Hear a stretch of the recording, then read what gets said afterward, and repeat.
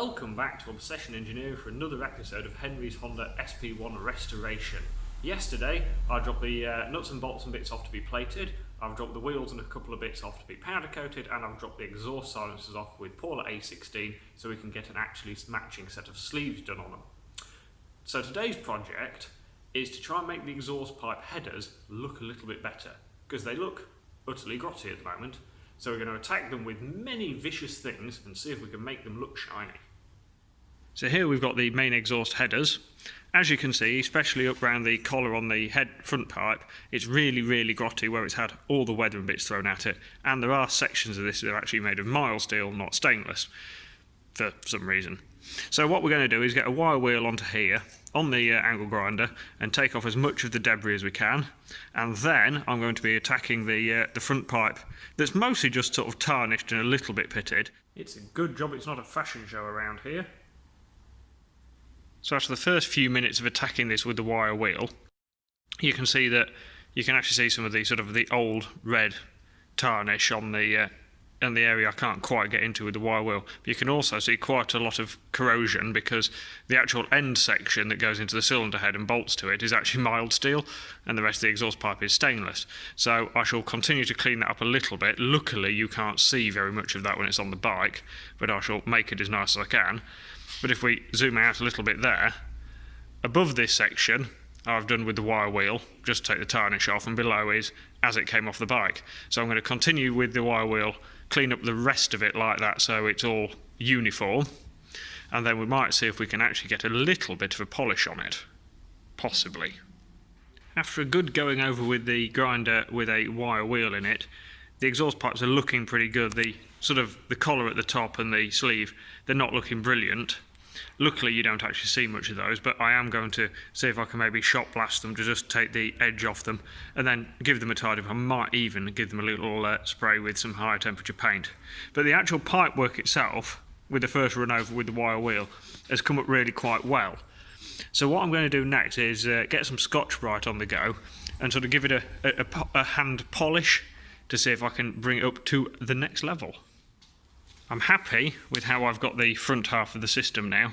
I've just put the rear stub head next to it, just so you've got a sort of a back-to-back of what it used to look like, and the rear one was considerably better than the front.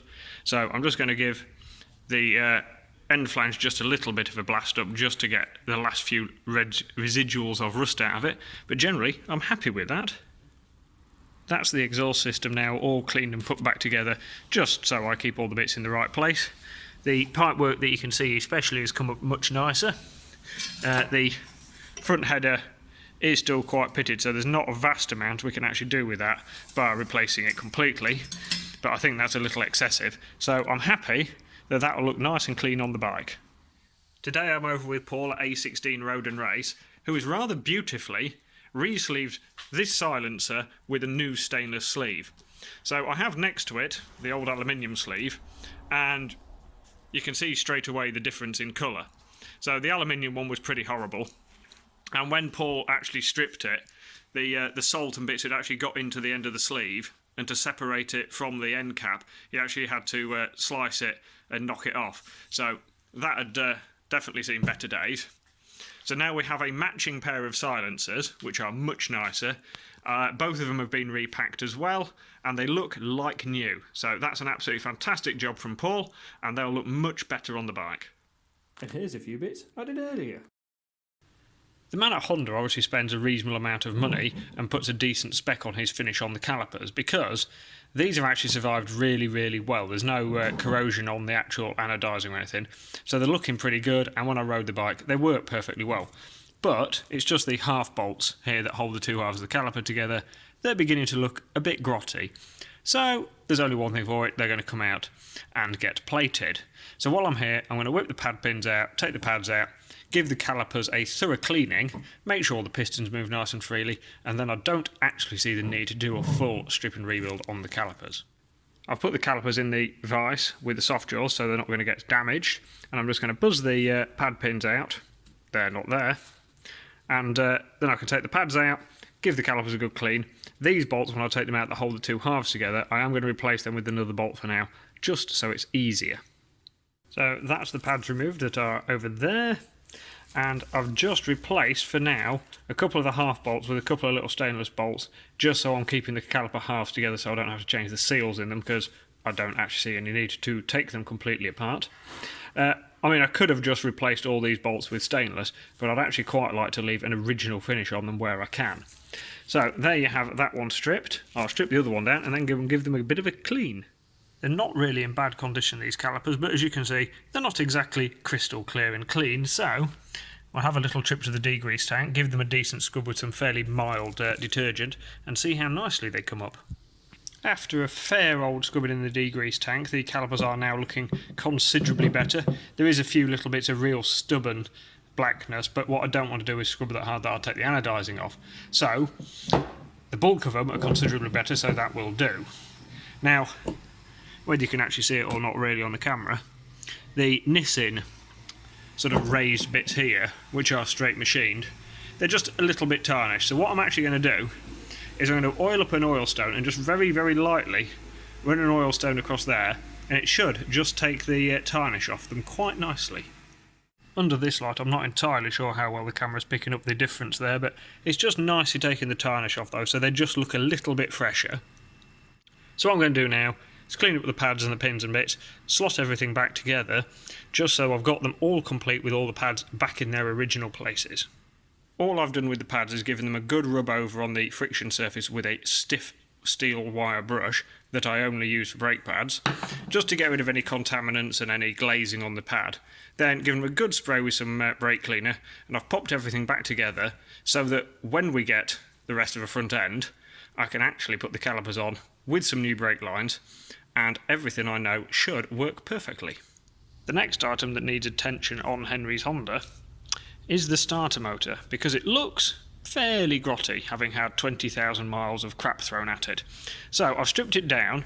It couldn't go for plating because the magnets and bits are actually bonded into it.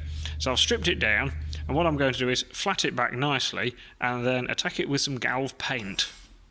After a coat of rubbing down and several coats of dressing up, that's looking considerably better, in almost original finish. So now I've just got to tidy up the end plate, pop it all back together. That's the starter motor put back together with some nice new stainless screws. I've given the end caps a little bit of a clean and repainted the centre section that had looked particularly unpleasant, and that looks absolutely spiffing. The next part that needs a bit of attention while I'm waiting patiently for plating and powder coating is the chain guide, because this one's got a hole in it, and unfortunately they are discontinued from Honda.